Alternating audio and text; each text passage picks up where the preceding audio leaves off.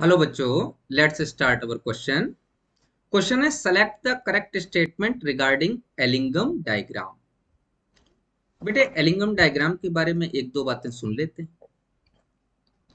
पहली बात तो Ellingham diagram delta G not और टेम्परेचर के बीच में खींचा गया एक कर्व है। आप लिख सकते हैं माइनस यहाँ पर 700, यहाँ लिख सकते हैं -500, यहाँ लिख सकते हैं -300। इस तरीके से ऊपर जाने पर more less and less negative होती चली जाती है डेल्टा जी नॉट, और नीचे आने पर मोर एंड मोर निगेटिव होती चली जाती है। टेम्परेचर में आगे जाने पर लगातार टेम्परेचर आपका इंक्रीज होता चला जाएगा। 400 degree centigrade, 600 degree centigrade, 800 degree centigrade, इस तरीके से लगातार इंक्रीज होता चला जाएगा। और जो मेटल्स के लिए जो यहाँ पर लाइंस आएंगी वो कुछ इस तरीके से आएगी। ये जो मेटल से मेटल ऑक्साइड के लिए जैसे कि एक लाइन इस तरीके से आई, तो दूसरी इस मेटल के लिए इस तरीके से आएगी। मैं मान लेता हूं ये line Mg plus O2 gives MgO आ रही है, दूसरी line Al plus O2 gives Al2O3 आ रही है। तो ये एलिंगम डायग्राम था। एलिंगम डायग्राम थर्मोडायनेमिकली ये डिस्क्राइब करता है कि कौन सा मेटल यूज किया जा सकता है किसी दूसरे मेटल ऑक्साइड को रिड्यूस करने के लिए। ये जो पॉइंट यहां पर ये पॉइंट एक दूसरे को काटते हैं, ये इस पॉइंट पर डेल्टा जी नॉट जीरो हो जाती है, ये पॉइंट पर जीरो हो जाती है दोनों मेटल्स के रिस्पेक्ट। अच्छा, इस लाइन इस पॉइंट के नीचे का जो टेम्परेचर है, इस पॉइंट के नीचे पहले इस पर MgO ज्यादा स्टेबल है, और इस पॉइंट के ऊपर क्योंकि delta G not less negative हो गई तो वो कम स्टेबल। तो अगर ये सारी बातें मालूम है तो हम ऊपर वाला क्वेश्चन आसानी से कर सकते हैं। जरा देखिए, when the temperature is raised, अगर टेम्परेचर बढ़ाया जाए, a point will be reached where the graph crosses delta G naught is equal to 0।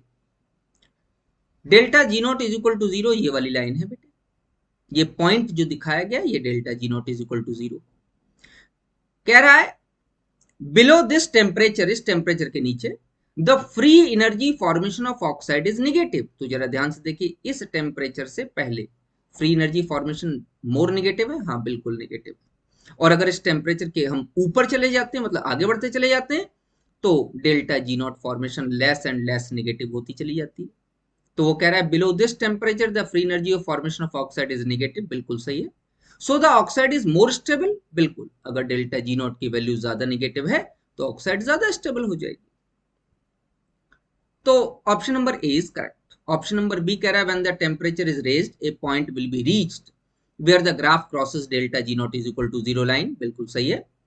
Above this temperature, अब फिर दोबारा इस ग्राफ पर आ जाओ, इस पॉइंट के ऊपर delta G not less negative हो गई, इसका मतलब जो मेटल ऑक्साइड है वो लेस स्टेबल हो गई। तो वो कह रहा है कि above this temperature the free energy of formation of oxide is positive. हाँ, थोड़ा सा पॉजिटिव की तरफ बढ़ जाती है, मतलब लेस निगेटिव हो जाती है। And the oxide becomes unstable, हाँ ऑक्साइड अनस्टेबल हो जाएगी।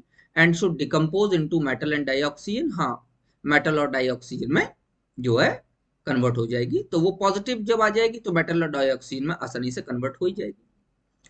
See, theoretically all oxide can decompose to give the metal and dioxide, ये बात भी बिल्कुल सही है। थर्मोडायनेमिकली कोई भी मेटल ऑक्साइड को हाई टेम्परेचर्स पर मेटल और ऑक्सीजन में कन्वर्ट किया जा सकता है, लेकिन that process will be economically very not beneficial. Economic loss हो जाएगा हमको। अगर हम सिर्फ एलिंगम डायग्राम के बेसिस पर ये देखते हैं कि क्या ये पॉसिबल है, तो इसका आंसर आता है yes it is possible, but it is not economically feasible, हमको इकोनॉमिकल लॉस हो जाएगा। तो ऑप्शन नंबर सी करेक्ट तो है, लेकिन ऐसा किया नहीं जाएगा। ये करेक्ट तभी है जब ओनली आप एलिंगम डायग्राम देख रहे हो, आप अपने इकोनॉमिकल लॉस की बात नहीं कर रहे, तो ये करेक्ट है। तो ठीक है, सिर्फ एलिंगम डायग्राम के बारे में बात कर रहा है, तो ऑप्शन नंबर सी भी करेक्ट है। तो what is your correct option? Your correct option is option number D, means all of the above are correct. Best of luck बेटा।